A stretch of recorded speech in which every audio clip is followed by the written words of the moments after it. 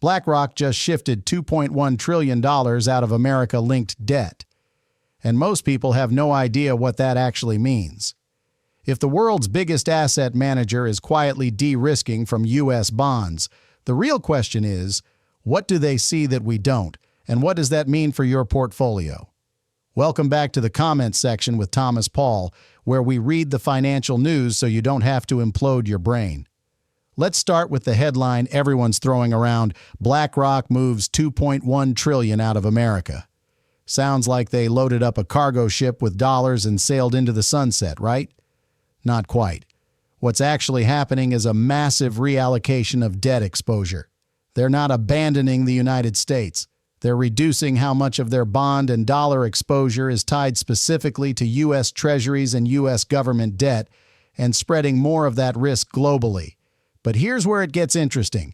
When a giant player with over $10 trillion under management starts shifting trillions away from one country's debt, that's a signal. These guys don't slam buttons on a trading app. They move slowly, deliberately, and for big structural reasons. To understand why this matters, you need to appreciate the scale. BlackRock isn't some hedge fund cowboy. They basically sit behind a ton of ETFs, pension funds, and retirement plans. When they tweak their house view on U.S. debt, that repositioning ripples through the entire system. $2.1 trillion in reduced U.S.-linked debt exposure isn't a bet the U.S. is going to zero. It's them saying, we were too concentrated in U.S. bonds and dollar assets for the risk we're seeing. Time to diversify. Hard. So what are they worried about? Let's walk through the macro picture, because this is where the story gets a little uncomfortable. The U.S. is adding roughly $6 billion of debt per day. That's not a typo. Every 24 hours, another $6 billion pile onto the existing mountain. At the same time, interest rates are no longer at zero. The free money era is over. The new narrative is higher for longer, meaning the Federal Reserve is signaling they're not in a rush to slash rates back down. Now combine those two. A government that has to roll over and refinance a massive and growing debt load in a world where borrowing is more expensive and might stay that way. Here's the bond investor's dilemma.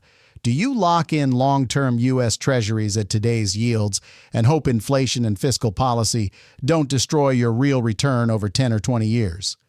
Or do you stay short-term, more flexible, and maybe look outside the U.S. for better risk-reward? BlackRock is basically answering, we're not thrilled about parking massive amounts of money in long-duration U.S. debt at these levels. On top of that, you've got this slow-burn narrative about dollar weakness, not tomorrow it collapses, but concerns that over a decade or two, fiscal discipline and politics might chip away at confidence. For big allocators, that matters. If the real return on treasuries looks worse than it used to, you start looking elsewhere. But wait, it gets more interesting when you see where they're going instead. They're not just going to cash and hiding under the bed. They're rotating into specific buckets that they think offer better risk-adjusted returns than long U.S. bonds.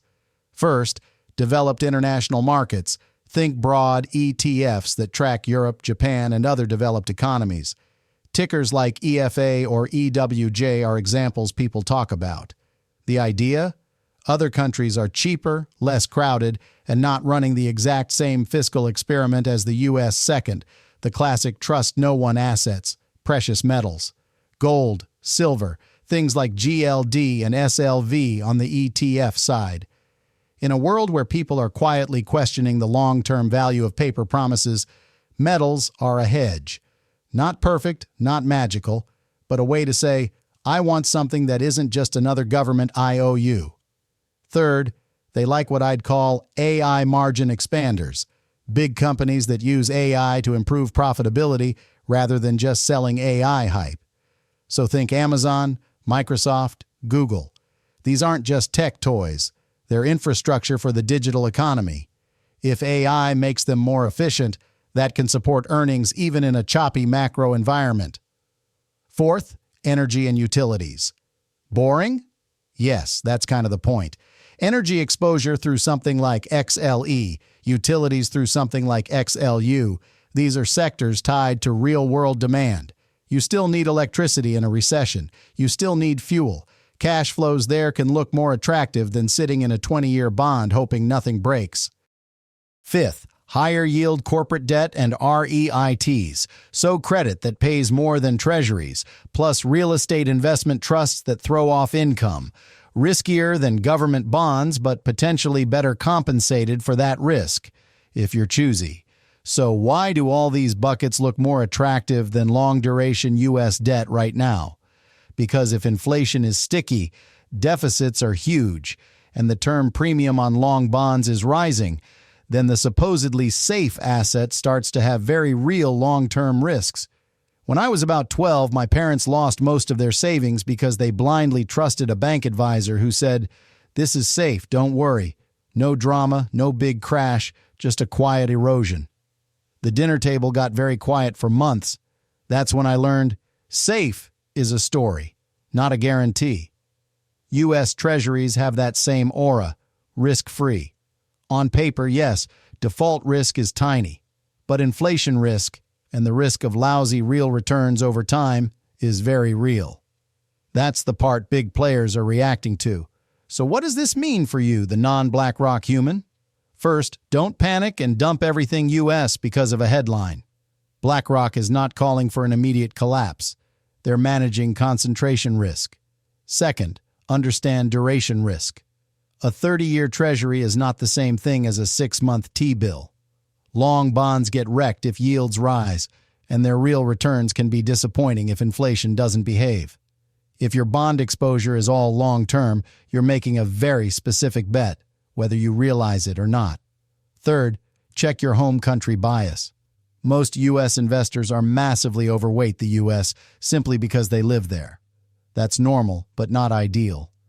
Having some exposure to developed international markets, maybe a bit of metals, maybe sectors that actually benefit from global trends, that's just common sense diversification. And if you're listening to this thinking, I'd love to cover this kind of story on my own channel, but I don't want to be on camera. Quick note, this video was created with Fludge.io, the same system that powers this entire channel. It researches topics like this, writes the script, generates the AI avatar, and uploads everything.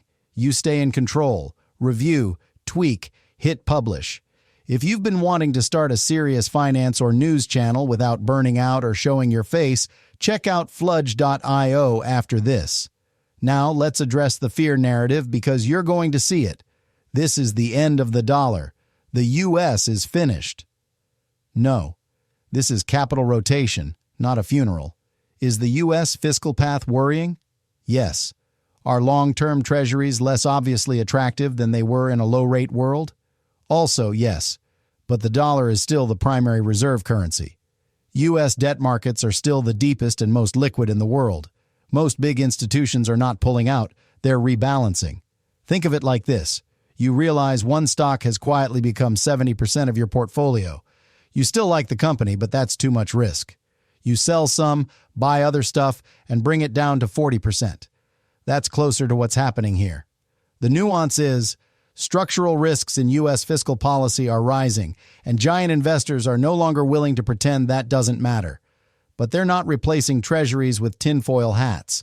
They're replacing some treasuries with global equities, metals, quality tech, energy, utilities, and higher-yielding assets. So where does that leave us? BlackRock's move is a loud signal, not a doomsday prophecy. It says, we're uncomfortable with the direction of U.S. debt and the long-term returns on treasuries, so we're diversifying. That's it. If you want a practical takeaway, here's a simple watch list. Keep an eye on long-term treasury yields. If they keep grinding higher, that's the market demanding more compensation for U.S. debt risk. Watch the dollar index. Does it slowly weaken over years or hold firm? Look at flows into international ETFs and precious metals. And watch demand at treasury auctions. If investors start really pushing back, that's your canary. None of this is meant as financial advice. This is for education and information only. Don't copy BlackRock just because they're big. They have time horizons, constraints, and clients you don't. Do your own research or talk to a qualified advisor before making investment decisions. I'll leave you with this. If you woke up tomorrow managing $10 trillion, Would you keep the same level of exposure to U.S. debt you have today, or would you quietly start trimming? Drop your answer in the comments. After seeing moves like this, are you thinking about reducing, increasing, or holding your U.S. exposure steady? If you found this breakdown useful, hit subscribe, tap like so more people actually see nuanced takes instead of thumbnails screaming doom, and I'll see you in the next episode of the comment section with Thomas Paul.